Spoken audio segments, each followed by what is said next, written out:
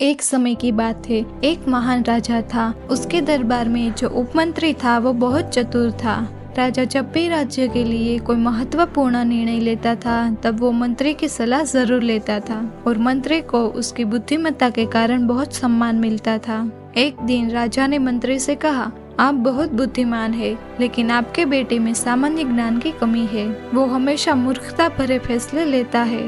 राजा की ये बात सुनकर मंत्री ने राजा से पूछा, महाराज आप ऐसे क्यों कह रहे हो? मेरे बेटे ने ऐसा क्या किया है?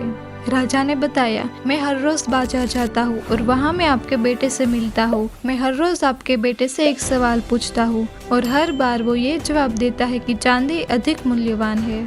राजा की ये बात सुनकर सभी दरबारी हंस पड़े और मंत्री को अपमानित महसूस हुआ।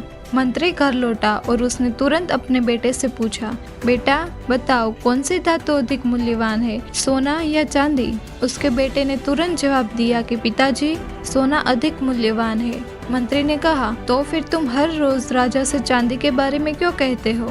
तब बेटे ने ये कहा कि पिताजी राजा मुझे हर दिन 2 सिक्के देते हैं, एक सोने का और दूसरा चांदी का। वो मुझसे ये पूछते हैं कि कौन सा सिक्का अधिक मूल्यवान है और तुम इन दोनों सिक्कों में से कौन सा सिक्का लेना चाहते हो, और मैं हमेशा चांदी का सिक्का ले लेता हूँ। मंत्री ने वापस पूछा, बेटा तुम्हें पता है कि सोना अधिक मूल्यवान है, फिर भी हर रोज तुम राजा से चांदी का सिक्का क्यों लेते हो, सोने का सिक्का क्यों नहीं लेते हो?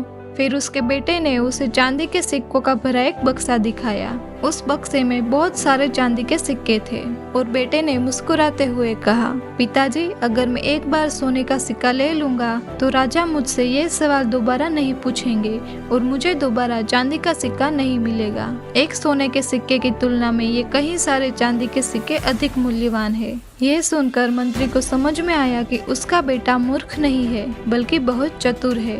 इस घटना के बाद जब भी दरबार में कोई मंत्री के बेटे को मूर्ख कहता तब मंत्री केवल मुस्कुराता और ये सोचता कि उसका बेटा मूर्ख नहीं है बल्कि बुद्धिमान है। ये लोग उसकी बुद्धि को नहीं जान पाएंगे।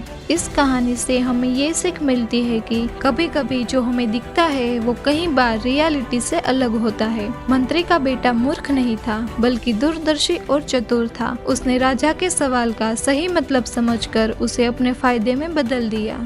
ये कहानी हमें सिखाती है कि सफलता को कभी दिखाने की जरूरत नहीं होती है। अगर हम अपने टारगेट पर फोकस करें और बिना किसी दिखावे के अपने काम में पूरी लगन और समर्पण से जुटे रहे तो बड़ी से बड़ी सफलता हासिल की जा सकती है।